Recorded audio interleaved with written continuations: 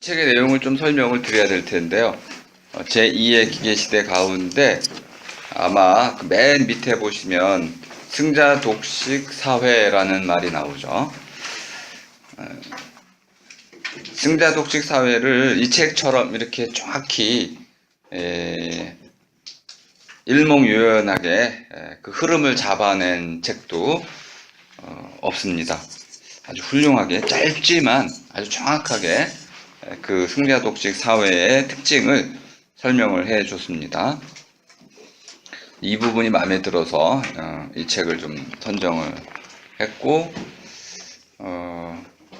큰 흐름은 첫 문장 보니까 슈퍼스타란 말이 나오기 시작합니다. 슈퍼스타라는 거는 많은 사람에게 인기가 있는 그런 사람인데 전 세계적인 인기를 끄는 사람을 뜻합니다. 이 슈퍼스타들은 예전에는 뭐 작은 공동체 안에서의 인기인이라고 볼 수 있었는데 지금은 전 세계적인 인기인, 한 문장으로 표현하면 수십억 명의 소비자에게 소비될 수 있는 그러한 사람.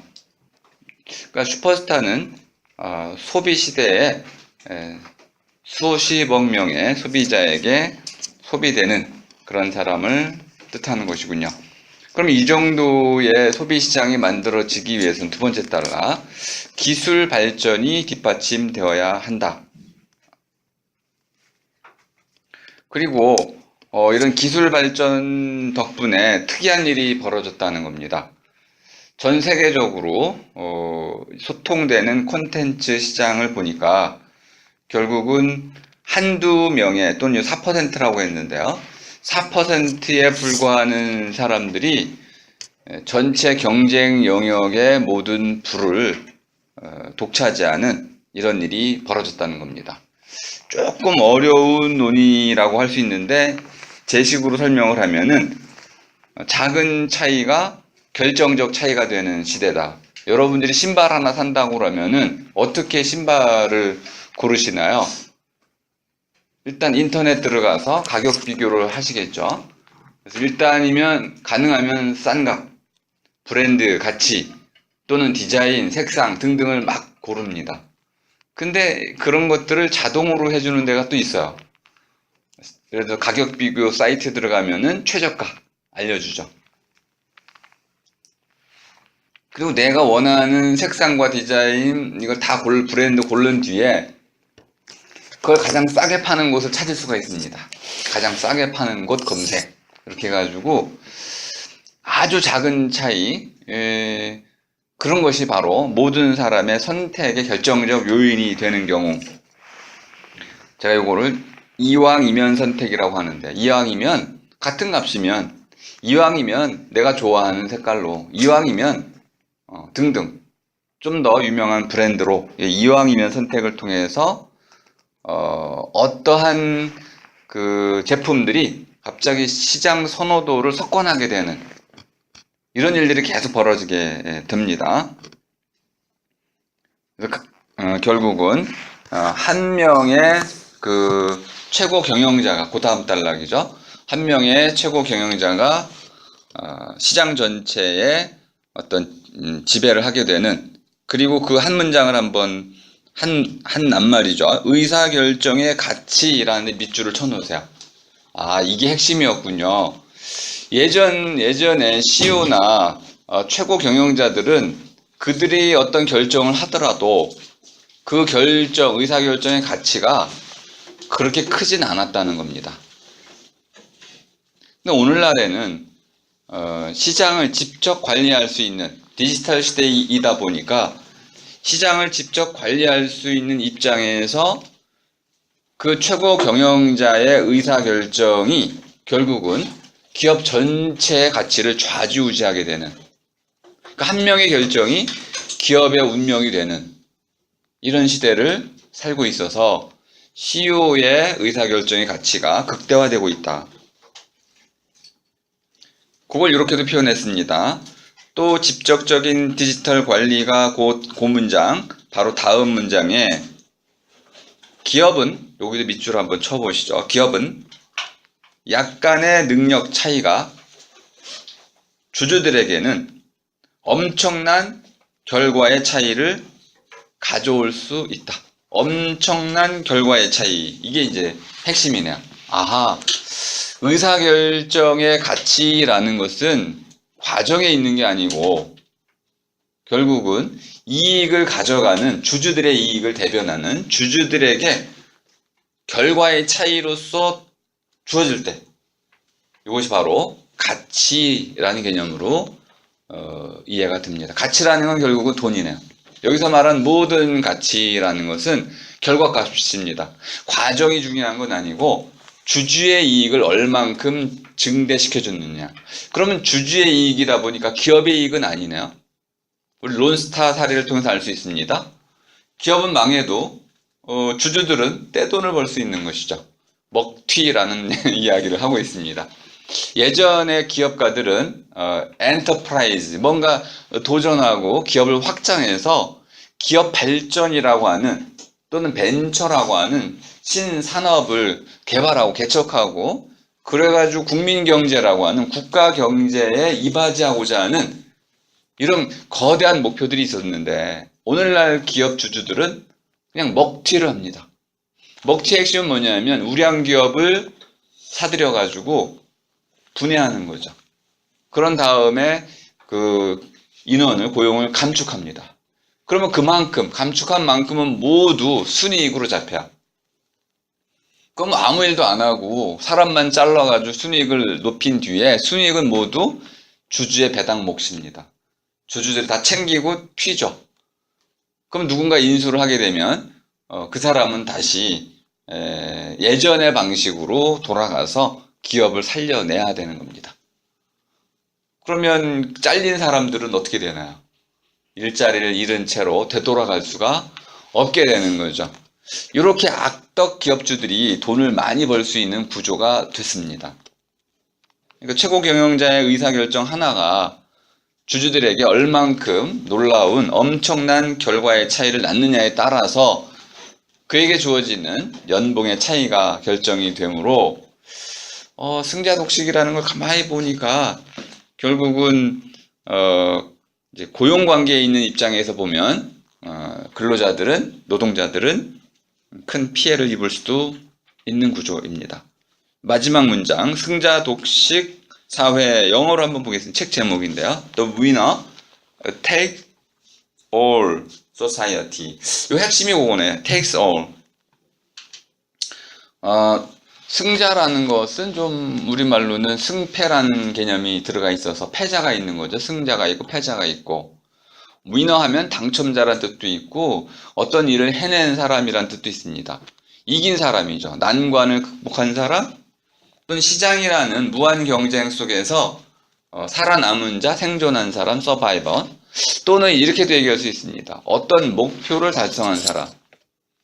이겼다는 것은 일단 어떤 사람이 졌다는 걸 의미하는 거네요.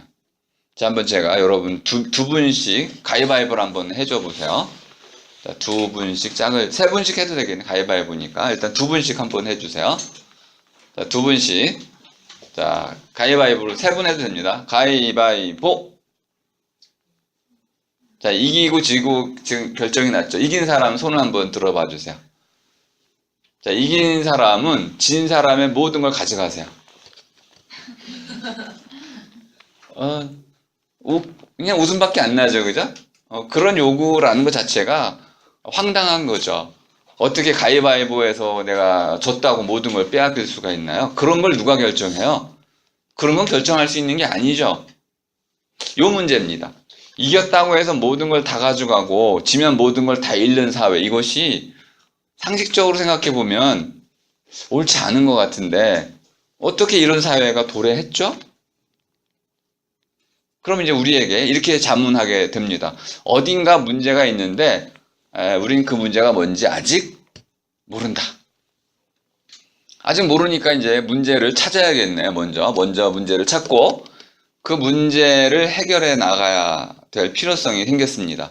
이게 문제가 없다면 해결할 필요가 없습니다. 그럼 이제 문제가 뭔지를 찾는 게 오늘의 주제가 되겠네요. 만일 아니, 이긴 사람 다 갖는 거 좋아요. 그러면 문제 없다는 뜻입니다. 지금 에릭이라는 사람은 좀 그런 투예요. 이 글의 저자는 승자 독식 사회 현실이 됐거든요. 바꿀 수 있는 사람이 없죠. 다음에 슈퍼스타가 생기면요, 거기에 새로운 이제 시장이 생겨납니다. 그래서 고용이 창출돼서 결과적으로는 승자 독식 사회가 꼭 나쁘지만도 않답니다. 그래서 이건 우리 현실이 됐고, 승자 독식 사회는 경우에 따라서는 새로운 고용 창출, 새로운 시장의 창출로 이어지기 긍정적인 면이 있기 때문에 굳이 부정적으로만 볼 필요는 없다라는 게 제2의 기계시대의 관점입니다. 동의하실 수도 있고, 아이, 그래도 이긴 사람이 다 갖고 진 사람은 모든 걸 잃는다는 것은 그냥 직관적으로 이건 옳지 않은 것 같은데. 자, 그럼 이제 두 가지를 설명을 좀 드리고 읽겠습니다. 다 같이 읽을 텐데, 첫 번째는 자본주의라는 게 뭘까요? 지금 이 전제는, 이 책의 전제는 우리는 크게 두 가지의 제도를 받아들이고 있다는 겁니다. 첫 번째는 자본주의, 두 번째는 민주주의. 그리고 자본주의의 입장에 그 자본주의자들은 자본주의는 마치 자동 기계와 같다. 보이지 않는 손, 저절로 굴러가는 마차와 같기 때문에 그걸 인위적으로 통제하면 오히려 자본주의의 원리가 훼손되고 자본주의는 오히려 실패할 위험이 크다. 그러므로 정부의 간섭을 최소화하고 자본주의의 시장을 그냥 시장 자체의 원리로 내맡겨 두어야 한다. 그러면 이제 결국 무한 경쟁을 이제 인정하고 수용하는 입장이라고 볼 수 있습니다. 시장주의라고도 할 수 있습니다. 다시 한번 질문을 해보죠. 자본주의라는 게 뭘까요? 여러분 자본주의 모르시는 분은 없죠, 그죠? 한번 질문을 해볼까요? 자본주의라는 게 뭘까요? 한번 생각하는 대로 대답을 해보세요. 자본주의란 뭐다? 한번 정의를 내려보시죠.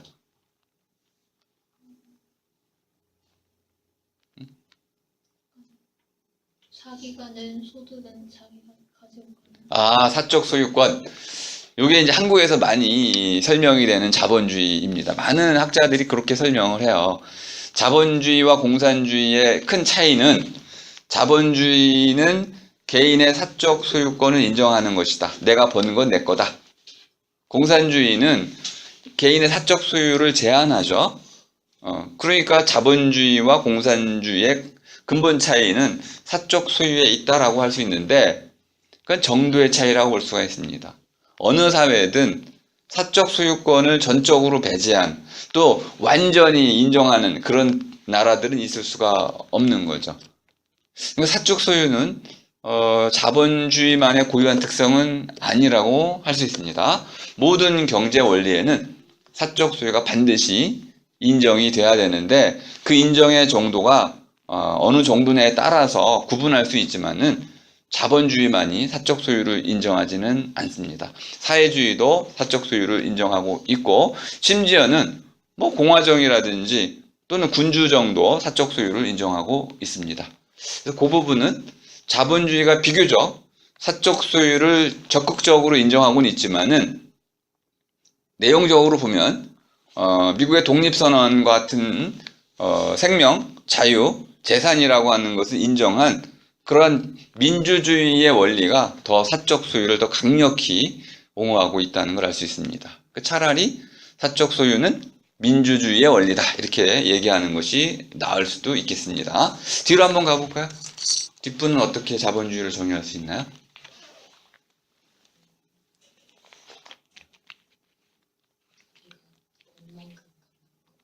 아, 그렇죠. 정의의 원리이기도 한데 존 롤즈라는 사람이 제시를 했습니다. 정의라는 게 뭐냐?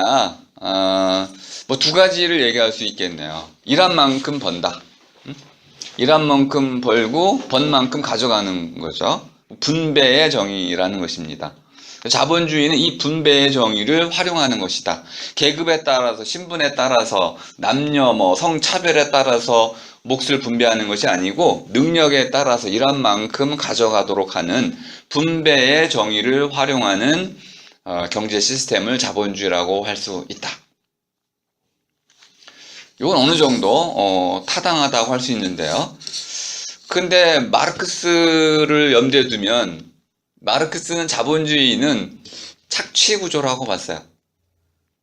분배의 정의가 지켜지는 게 아니고 거꾸로 자본주의는 착취구조다. 그러면 아주 반대로 설명하고 있는 거죠. 노동 착취가 일어나는 것이, 그것도 필연적으로 노동 착취가 일어난다고 그랬으니까 지금 이 승자 독식 구조를 보면 분명히 마르크스 이론이 맞는 것처럼 보입니다.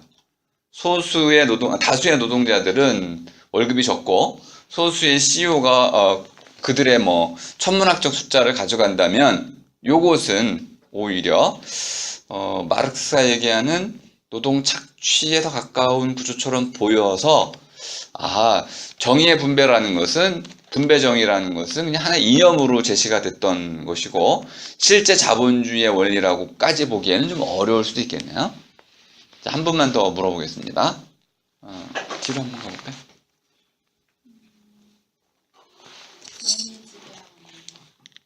돈이 지배하는 사회, 군권 사회. 이거 정치 개념이기도 하네요. 그거는 이렇게 설명드릴 수 있습니다. 돈이라는 건 물신이라고도 우리가 쓰는데 모든 것을 시장에 내다 팔 수 있는 제도. 제 설명을 듣고 나면 종이가 될 수도 있는데요. 여러분의 미소는 팔 수 있나요? 못 팔아요. 그죠? 우리의 일반적인 감성으로는 우리의 미소를 어떻게 팔겠어요? 근데 광고 시장으로 가면요. 미소를 팔 수 있겠죠. 미소의 값도 매길 수 있습니다. 최진실의 미소, 김연아의 미소, 수많은 미소들이 있었죠. 그 미소들의 값은 천문학적인 액수입니다. 일반인도 물론 그 미소 값이 있고 심지어는 고양이, 개 등등도 다 미소 값이 있습니다. 지금 돈이라고 말한 저 말 속에는 자본주의의 정의에 대한 정확한 내용이 들어가 있는 겁니다. 자본주의는 아담 스미스에 따르면은 수요와 공급 법칙에 의해서 이루어지는 시장 원리라고 봤어요. 누군가가 원하면 공급이 이루어지고 공급이 이루어졌을 때 적절히 어떤 사람이 사가면 가격이라는 것, 시장 가격이라는 것이 형성이 돼서 사고팔고가 일어난다는 거야. 그 사고팔고가 일어난 영역을 자본이라고 불렀습니다. 그런데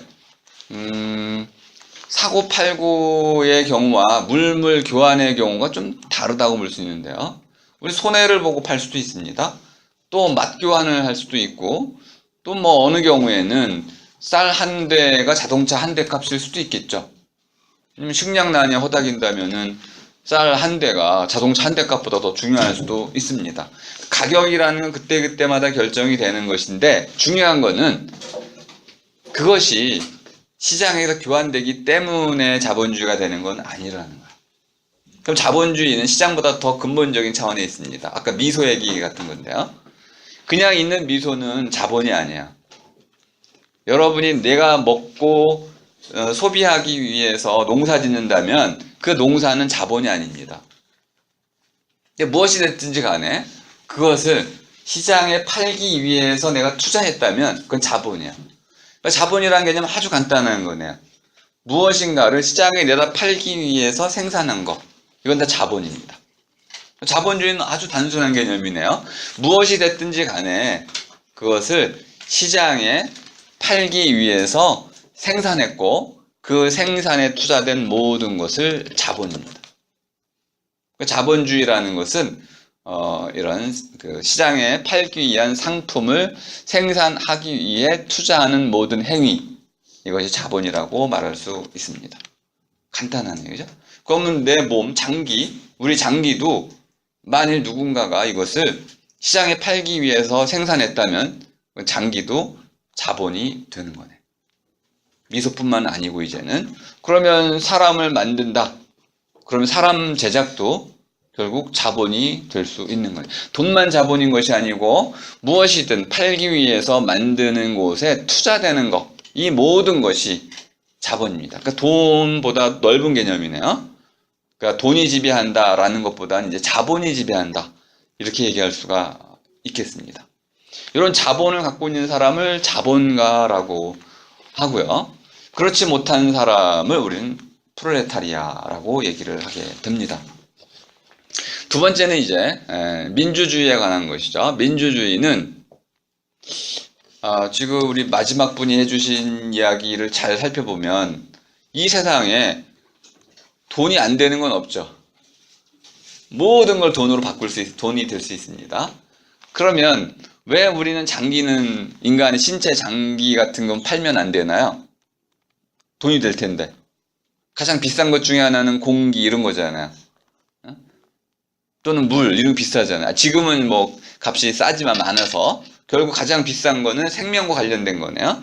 자, 그럼 심장 이런 것들 등등 비쌀 텐데, 돈이 많이 될 텐데 그걸 못 팔게 금지해 놓고 있어요. 그럼 이걸 누가 한 걸까요? 그 자본주의라는 것은 무한대의 그런 그 모든 걸 사고 팔 수 있는 건 아니고 이미 나름대로는 제한되어 있습니다. 그 제한을 만들어낸 것은 관습, 종교, 도덕, 윤리 또는 법, 제도, 이런 거겠죠. 오늘날 이런 것들은 바로 민주주의의 원리로서 결정이 됩니다. 이렇게 말할 수 있네요. 어떤 사람이 자기 딸을 팔았다. 그러면 여론이 막 들끓습니다. 어떻게 자기 딸을 팔 수 있냐? 민주주의 원리가 작동하고 있는 겁니다. 그런 건 팔면 안 되는 거다. 등등. 그래서 우리가 사거나 팔 수 있는 것의 품목들을 제한하고요. 심지어는 왜 그런 걸 안 만드냐? 만들어야 할 것도 우리가 민주적 합의, 사회적 합의를 통해서 요구해 냅니다. 자, 그렇다면은 자본주의와 민주주의는 분리되어 있는 게 아니고 상호 연결되어 있습니다. 특히 자본주의의 발생은 민주주의에 근거한 것이죠. 민주주의가 되지 않았으면 우리는 자본주의가 될 수 없습니다. 왜 그러냐면 내가 원하는 것을 팔기에 투자할 수가 없었기 때문에 그런 것이죠. 이 두 가지를 염두에 두시고, 자, 이제 오늘 우리가 읽어야 할 책으로 돌아오겠습니다. 제가 간단히 뭐 큰 흐름은 잡아드렸는데 롤링 얘기가 시작이 됩니다. 롤링. 예. 해리포터를 안 읽으신 분은 많지 않을 거라고 보는데요. 뛰어난 작가이면은 분명합니다. 뛰어난 작가다, 작품이 좋다, 셰익스피어는 상상도 할 수 없을 만큼 큰 부를 버는 거하고는 다른 문제죠. 셰익스피어하고 롤링하고 누가 더 뛰어난 작가일까요? 비교하기 좀 어렵네요. 하지만 셰익스피어는 감히 상상도 할 수 없었던 그런 부를 벌어들인 롤링은 과연 그 부를 롤링의 능력 또는 노력, 이런 것으로 인정할 수 있는 걸까요? 아닐까요? 이 문제가 첫 번째 걸리네요. 롤링보다 뛰어난 작가들이 얼마든지 있을 수 있고 롤링과 비슷한 작가들이 얼마든지 있을 수 있는데 그들이 모두 롤링만큼 벌고 있지는 못하네요. 자, 그렇다면 이게 어떤 문제일까요? 운의 문제인가요? 아니면 결국은 시장의 이런 흐름, 또는 시대의 어떤 흐름, 뭐 이런 것을 정확히 읽어낸 그러한 롤링의 능력 때문일까요? 저도 이제 작년에 책을 한 권도 못 냈는데요. 여러 가지 이유가 있지만 고민이 깊어져서 그랬습니다. 개인적으로는 내가 쓰고 싶은 책을 쓴다는 쪽으로 살아왔는데, 그렇죠. 뭐 인생 얼마나 된다고 남이 원하는 걸 써줘, 내가 쓰고 싶은 걸 써야지. 그러다가 작년에 아주 깊은 고민이 시작이 됐어요. 과연 글이라는 게 뭐냐? 제가 여러분께 이제 글의 본질을 설명드렸죠. 글이라는 건 근본적으로 자기를 찾는 것이다. 내가 누구인지를 밝히는 것이 글인데, 문제는 이 나가 누구인지, 나를 잡을 수 있는 사람은 아무도 없어요. 나는 없어요, 실제로는. 근데 이 없는 나를 잡아가지고 형상화해서 이렇습니다라고 보여주는 사람들이 있는데, 이 환상, 허구 이런 것들을 잡아서, 사라지는 것들을 잡아가지고 그것을 나라고 얘기해주는 작가들이 있습니다. 그들은 환상을 쫓는 사람들이죠. 그렇기 때문에 그들이 위대한 겁니다. 잡을 수 없는 걸 잡아가지고 보여주는 거죠, 우리에게. 다만 이 나라는 것은 너무 찾기가 힘들기 때문에 좀 쉬운 방법을 제가 택하겠다고 말씀을 드렸습니다. 오늘날 우리 시대는 어떤 시대일까요? 이 시대라는 거울을 통해서 나를 찾기가 쉽다. 내 친구를 통해서 나를 볼 수가 있는 거죠. 아, 내 친구가 저런 모습이구나, 저렇게 살아가는구나, 이런 걸 보면, 여러분이 숙대를 들어왔어요. 그러면은 여러분의 그 나라는, 나의 정체성의 대부분은 숙대를 통해서 이루어지는 겁니다. 그러니까 숙대가 나인 경우죠. 그래서 여러분들이 숙대를 좋아하면 나도 좋은 것이고요, 여러분 숙대를 싫어하면 나도 싫어지게 되는 겁니다. 그러니까 숙대와 나는 뗄래야 뗄 수가 없는데 주어지는 결과야. 내가 노력을 했든 안 했든 상관없이 나에게 주어진 이 결과가 내가 누구인지를 결정해버려요. 여러분이 여기서 벗어나려면은 여러분 스스로의 어떤 결과물을 내야 됩니다. 그러면 다시 여러분들은 그 결과에 의해서 규정이 되는 거죠. 어쨌든 중요한 것은 나라는 것을 찾기는 불가능한데, 이런 나를 찾아서 누군가 보여줍니다. 사람들이 읽죠. 예전에 제가 쓰고 싶은 책을 쓴다 이렇게 생각을 했는데, 점점 더 나이를 들면서 이게 좀 오만한 것 같고 반대로 가야 되는 거 아닌가. 사람들이 읽고 싶어 하는 것을 써야 되는 것 같다. 글이라는 것은 읽히기 위해서 쓰이는 것이지 쓰이는 것 자체를 목적으로 쓰이는 건 아니라고 생각이 됐어요. 그래서 이제 그럼 이제 나도 사람들이 읽고 싶어하는 그런 책을 써야겠다. 그러면 더 잘 읽힐까요? 그것도 모르겠어요.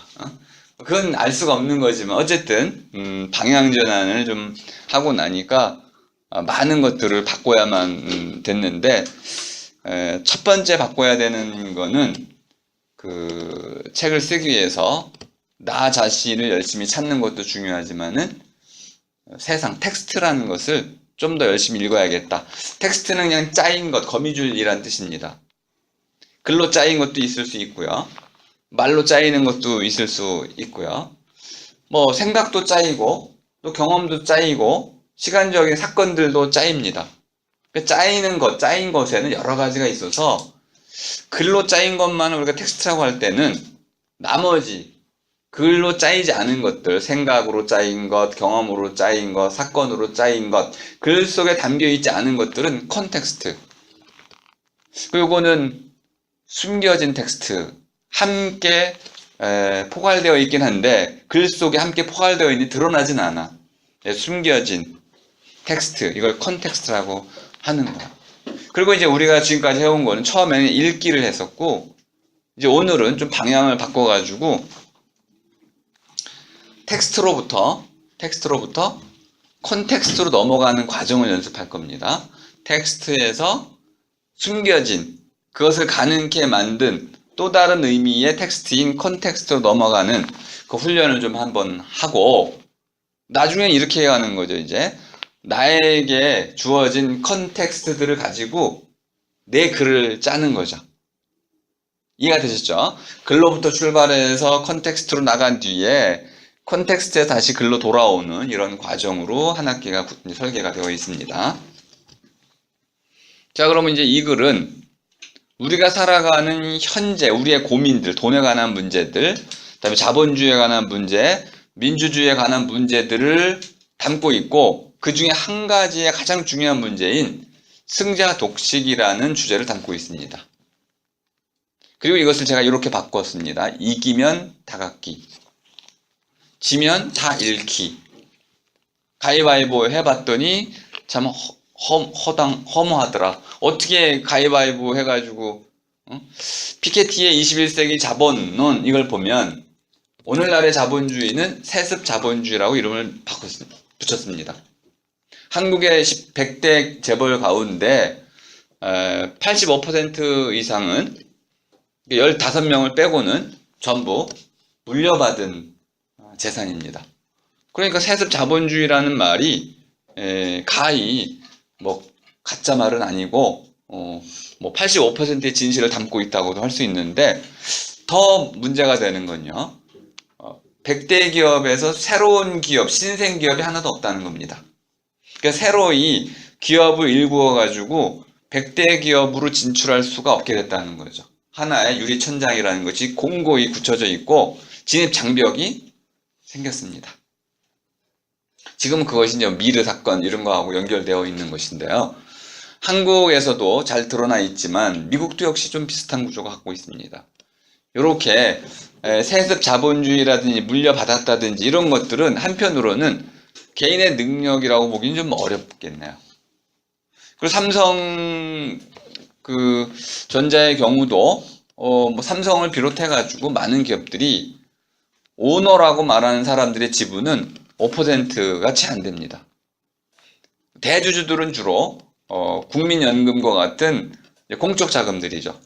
그리고 외국계 자본들입니다. 그들은 경영권을 확보하고 있는 것이지 실제 소유자는 아닌 겁니다. 자, 그렇다면 주인이 없는 이런 주식회사의 경우에 그 CEO들이 마치 주인 행세를 하는 것 자체가 좀 문제가 될 수 있는 것이고요. 그런데 이 모든 문제들을 다 덮는 딱 한 가지 키워드가 뭐냐면, 이기면 다 갖는 거야. 마치 그 게임 이론이죠. 우리 쇼생크 탈출해 보면 그 감옥을 이제 관리 감독했던 교도소장이 마지막 순간에 총으로 자살하는 것을 볼 수 있습니다. 자살론 연구를 하다 보면 자살 방법에 대해서도 주의를 이제 많이 기울이게 되는데, 총으로 이제 권총 같은 경우로 자살하는 경우는 인생을 도박으로 보는 경우, 게임으로 보는 경우입니다. 이긴 사람 다 갖고 지면 다 잃어야 된다는 거예요. 근데 그런 도박주의적이고 일확천금적이고 이러한 운에 맡기는 이러한 인생관을 가진 사람들이 이기면 다 갖기라는 이런 이념을 정당화하고 있는데, 과연 인생이라는 것이 도박 게임과 같은 걸까요? 그렇지 않다면 우리는 이런 인생관에 대해서 우리 태클을 한번 걸어야 됩니다. 삶이라는 것은 도박이 아니야. 그렇다면 우리는 이제 새로운 종류의 이제 원칙을 좀 제안하고 그 원칙에 따라서 우리 사회를 바꿔 나가야겠죠. 그걸 이렇게도 말할 수 있습니다. 4%에게 좋은 삶이 아니고 모두에게 좋은 삶. 이것을 우리가 추구해야 된다. 이겨도 저도 항상 모두에게 좋은 방식으로 분배를 해야겠다. 그러니까 모두에게 좋은, 모두라는 개념을 우리가 이제까지 망각해버린 것이죠. 이제는 우리가 바로 그 잃어버린 모두라는 개념을 되살려서 4%, 상위 1%, 권력자, 힘 있는 자에게만 좋은 삶이 아니고 모두에게 좋은 삶을 가능케 할 수 있는 그런 시스템을 만들면 저마다 자기의 재능에 따라서 좋은 결과들을, 열매를 맺을 수 있을 거라고 봅니다. 자, 그럼 이제 한번 읽어보도록 하겠습니다. 혹시 읽어주실 분이 있으면 뭐 가장 좋고, 또 계속 한 분이 읽으실 수는 없으니까, 자, 그럼 같이 한번 입을 맞춰서 읽어보도록 하겠습니다. 자, 두 가지만 제가 부탁을 드리죠. 자, 주어 부분은 반드시 끊습니다. 주어는 끊고 쉰다. 싱크가 맞아야 돼. 왼쪽, 오른쪽, 앞뒤. 주어 부분은 끊는다. 그리고 목적어도 끊는다. 그러니까 주어, 목적어, 동사를 끊는 거네요. 분절 방식으로 읽는 겁니다. 그러니까 분절해서 들을 수 있도록 읽는 거, 이것을 목표로 하고 있습니다. 잘 읽는 걸 목표로 하지 않고 분절해서 읽는 걸 목표로 하고 있어요. 그리고 부사는 강조가 되는 거니까 부사도 끊어서 읽습니다. 이해가 되셨죠? 네. 주어, 목적어, 동사를 끊고 부사가 나오면 부사도 끊는다는 것은 쉰다는 뜻입니다. 쉬고 한 박자 쉬고 그 다음으로 가면 되겠습니다. 자, 싱크가 맞을지 아니면은 뭔가 불협화음이 날지 한번 보겠습니다. 자, 롤링부터 읽겠습니다. 시작. 롤링 같은 작가들은 기술에 힘입어 디지털화와 세계화를 통해 재능의 영향력을 더욱 확대했다. 네, 좋습니다. 더욱이 좀 망설였어요. 더욱 확대했다. 이렇게 끊어서 읽어주시면 되겠고요. 자, 다음으로 하겠습니다. 시작. 롤링의 소설은 글뿐 아니라 영화와 비디오 게임으로도 만들어질 수 있었고 원래 책을 포함해 이 각각의 형식은 얼마 안 되는 비용으로 전 세계로 전송될 수 있었다. 네, 싱크가 점점 더 잘 맞고 있어요, 지금. 네. 어느 순간 갑자기 탁 싱크가 전체적으로 다 맞아버리면 감동이 생기게 됩니다. 네, 그 다음 읽겠습니다. 시작. 롤링을 비롯한 슈퍼스타 작가들은 이제 다양한 통로와 형식을 통해 수십억 명의 소비자에게 접근할 수 있다. 네, 좋습니다. 거기 수십억 명의 소비자에게 접근할 수 있다의 밑줄을 쳐 놓으시면 예전에 이런 일이 불가능했다는 거예요. 그러니까 시장의 규모가 상상할 수 없을 정도로 커졌기 때문에 한 명이 생산한 결과물이 상품이 이렇게 많은 사람들에게 퍼져서 돈을 벌 수가 있게 됐다는 것이죠. 그러면 이렇게 시장이 넓어진 것은 누구의 공덕인가요?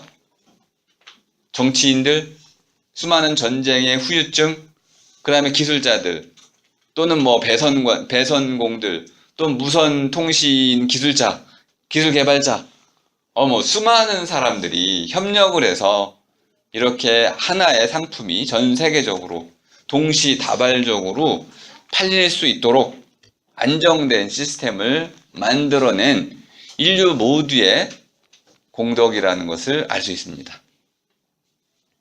우리가 이것을 이렇게 얘기할 수도 있겠네요. 야, 그런 건 전제야. 전제지만 그 전제를 잊어버리면 안 되는 것이죠. 부모님께서 우리를 낳아주셨는데 낳아준 건 전제야. 당연해. 그걸 당연한 것으로 여기고 그 공로를 모른다면 그것은 문제가 좀 될 수가 있습니다. 여러분도 우리도 결국은 언젠가 부모가 되기 때문에 그런 것이죠. 자, 그 다음 달러로 가보겠습니다. 자, 시작. 디지털 기술이 개선됨으로써 무언가를 디지털화하는 것이 더욱 매력적으로 다가올 때 다양한 시장에서 유저들은 훨씬 힘겨운 경쟁을 해야 하는 반면 슈퍼스타들은 소득이 더욱 증가하는 경우가 많다. 네, 두 가지로 비유를 했네. 2인자와 슈퍼스타. 2인자도 슈퍼스타 다를 바 없는 능력을 갖고 있죠. 우리가 모르는 바가 아닙니다. 제가 어제 들었는데 우리 아들놈이 그 얘기를 해주더라고요. 아빠, 뭐 이런 개그가 이슈. 그래서 뭐 그랬더니 세상에서 가장 빠른 100m 달리기 선수 이름이 뭐예요? 볼튼이잖아. 볼튼인가? 그 놈이 누구죠? 이름이 볼튼이 아닌가 보네. 볼트. 그 친구가 10초가 안 되죠, 그죠? 9.9 뭐 이 정도 되는데 10초가 안 돼. 그러면 이제 우리가 그 볼트의 그 100m 달리기 장면을 보려면 10초면 되겠네요. 예를 들면 이 농담이야. 그런데 지가 딱 그걸 틀었더니 15초 광고를 봐야 되더래. 이 농담이 안 통한 것 같기도 하고 15초 광고를 보고 10초를 보니 너무 허무하다는 거야. 이렇게 한번 생각을 해보세요. 오늘날 여러분이 미소를 판다고 그러면 그 미소 앞에 뭐가 있어요? 미소를 팔기 전에 뭘 통과해야 돼? 광고를 통과해야 돼. 모든 앞에는 이미 이런 광고라는 것이 다 달라붙어 있어. 다시 말하면 시청자 수라는 기본적인 개념을 여러분 이해를 하셔야 되는 거죠. 그러니까 요즘 뭐가 팔리는 거냐면 시청률이 팔리는 거죠. 시청자의 수가 팔리는 것이지 실제로 상품이 팔리는 건 아니야. 이런 시대다 보니까 1인자와 2인자의 차이가 급격히 벌어집니다. 사람들은 다 누구부터 보고 싶어요? 1인자. 1등부터 보고 싶어요. 2등은 관심이 없습니다. 근데 실제로 1등과 2등 차이는 0점 몇 초 차이밖에 안 되는 거예요. 능력의 차이도 아니고 외모의 차이도 아니고 딱 한 가지인 거죠. 금메달이냐? 은메달이냐?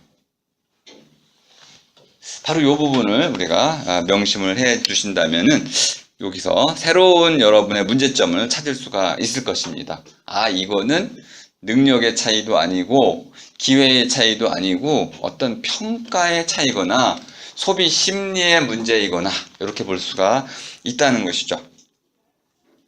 자, 그 다음 문장으로 음악 거기부터 심표는 쉽니다. 시작.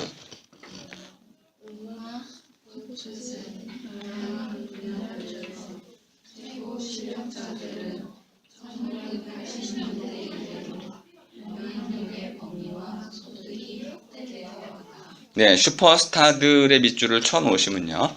슈퍼스타들의 영향력은 더욱 거대해지고 있는 반면에 2인자는 10위권자나 30위권자나 똑같아지고 있다는 거죠. 그래서 예전에 이런 그 선전도 있었습니다. 은메달리스트에게 뭐라고 말할 수 있나요? 당신은 은메달을 딴 게 아닙니다. 금메달을 놓친 것입니다. 이걸 선전이라고 할 수 있는 거 도대체? 금메달 리스트 가장 불행한 사람이 은메달, 동메달, 금메달 누가 가장 불행합니까? 은메달 리스트 가장 불행하다고 그럽니다. 동메달 리스트는 뭐예요? 동메달이라도 땄다. 동메달을 땄는데 은메달 리스트는 금메달을 놓쳤다야. 이러한 시대를 우리가 살고 있는 거죠. 이러한 사소한 차이, 작은 차이가 엄청난 결과의 차이로 이어지는 이런 구조, 사회 구조가 생겨났다는 것이고 그것을 승자독식 사회라고 지금 말하고 있습니다. 과연 이것이 자연스러운 것인지 정당한 것인지 이런 것들을 한번 오늘 물어보고자 합니다. 그 다음 달락으로 가겠습니다. 시작.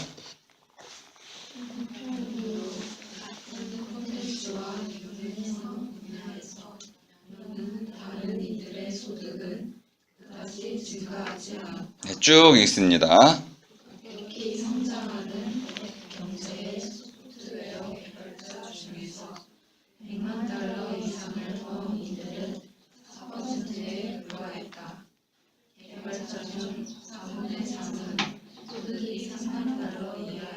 네, 싱크가 지금 좀 안 맞아요.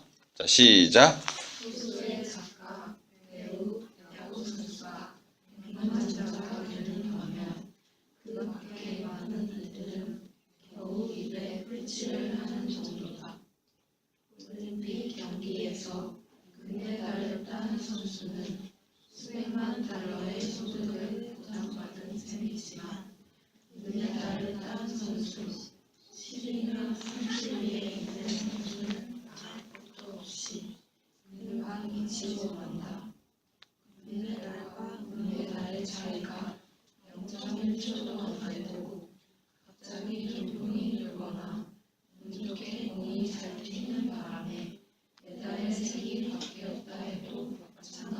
네, 우연한 결과인데도 불구하고 그 결과에 대한 보상은 천양지차가 된다는 겁니다.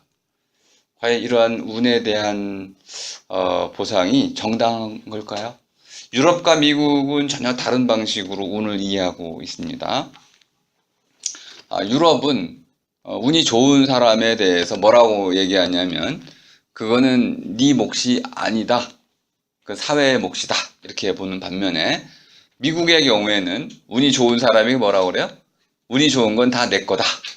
그래서 자기 몫으로 이해를 하고 있습니다. 유럽과 미국은 운에 대한 이해에서 완전히 정반대의 입장을 취하고 있습니다. 한국도 지금은 운에 대해서 개인적인 몫으로 사적인 것으로 지금 취급을 하고 있습니다.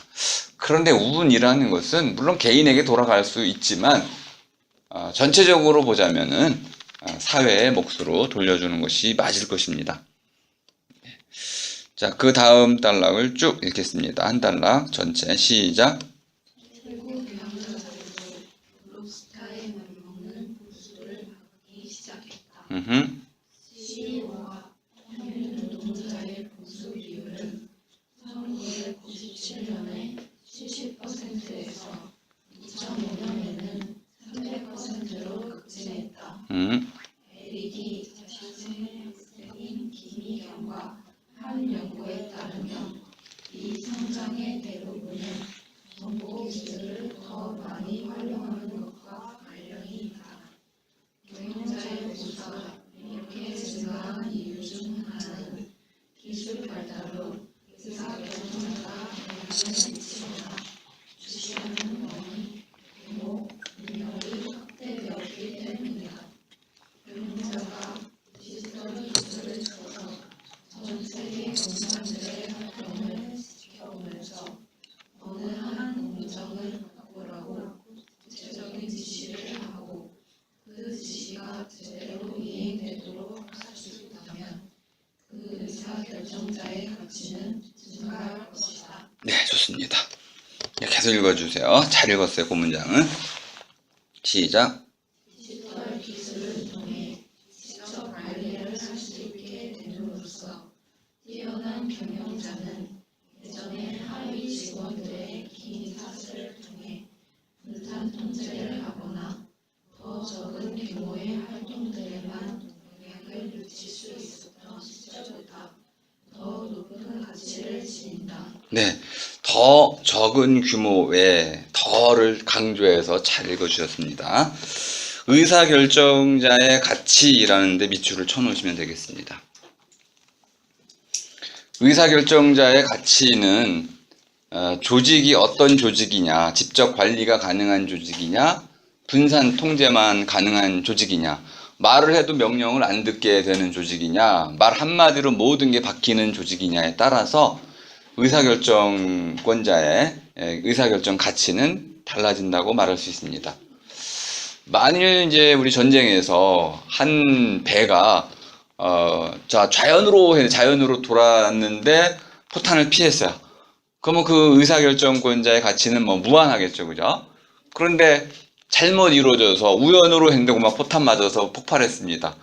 그러면 이 결정권자의 가치라는 것은 정말 무의미하다고 말할 수 있습니다. 오히려 잘못된 가치이죠. 자, 이렇게 한 결정권자는 그 배의 규모가 얼마나 크냐에 따라 가지고 거기서 계산되는 수많은 사람들의 목숨하고 비교해 보자면 정말 상상을 초월하는 가치들을 갖게 됩니다. 지금은 국가도 일종의 경영에 많이 비유가 됩니다. 그러면 이제 국가라는 것도 하나의 CEO 개념으로 이해를 하기 시작했는데요. 이러면 대통령의 의사결정 하나가 국가 전체에 결정적인 영향을 끼치게 된다는 겁니다. 근데 우리는 점점 더 이런 중요한 그 CEO를 뽑는데 어려움을 겪고 있어요. 우리가 원하는 사람을 뽑기가 점점 더 어려워지고 있는 것이죠. 왜 이런 일이 벌어질까요? 이것도 우리가 한번 주목해 볼 필요가 있는데요. 최근에 그 미국 대선 과정을 살펴보면서 그 이유가 점점 명확해지고 있습니다. 우리는 현재의 문제를 과거와 연결지어 생각하는 습관이 있어요. 과거의 경험을 가지고 현재를 판단하는 것이죠. 그러니까 트럼프라는 이 미치광이가 나왔음에도 불구하고 사람들은 트럼프를 미치광이로 보지 않고 기존의 잘못된 정치의 관행을 깨부수는 마치 이런 혁명가처럼 보고 있는 거야.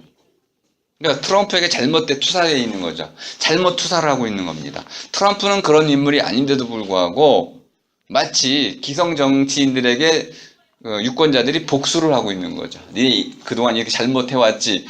근데 복수를 잘못하면 뭐 트럼프가 대통령이 된다면 그 복수의 결과는 아마 돌이킬 수 없는 가장 나쁜 선택이 될 것입니다. 우리가 점점 더 이렇게 지도자를 뽑는데 어려움을 겪는 이유는 우리가 올바른 선택을 점점 더 못하고 있다는 것을 반증하는 겁니다.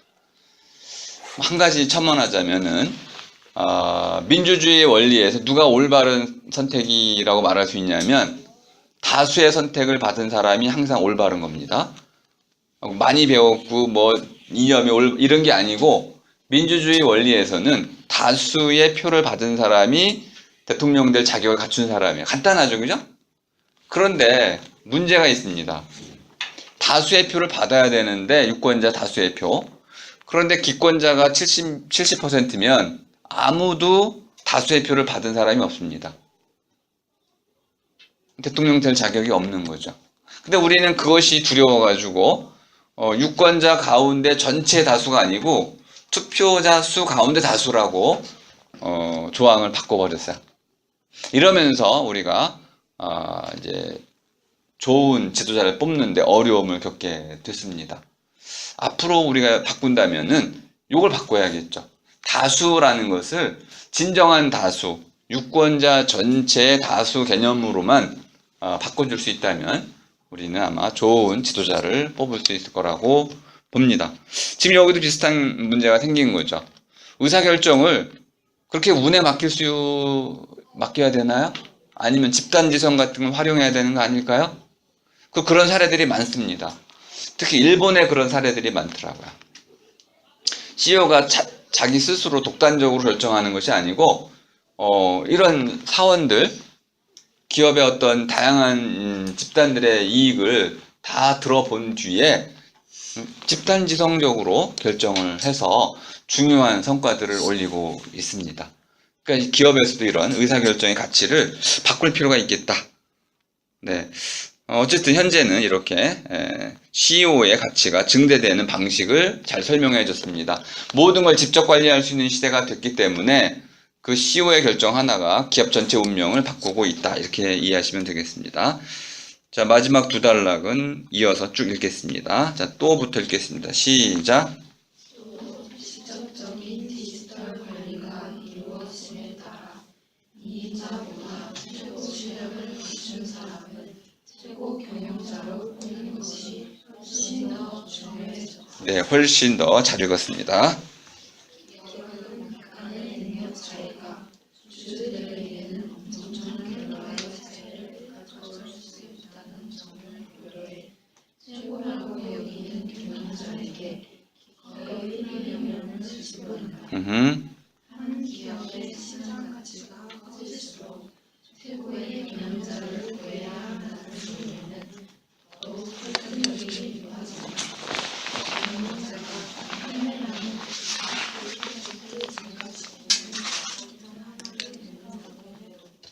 그 기업의 판매량이 100억 달러라면 1억 달러의 가치가 있다. 경쟁 시장에서는 CEO 후보자들의 재능이 아주 조금 차이가 난다는 평가를 받아도 그들의 우수는 또 상당히 차이가 날 수 있다. 경제학자 로버트 프랭크와 필립 쿡이 승자 독식 사회에 썼듯이 하사가 실수를 하면 소대가 고생을 뿌리죠.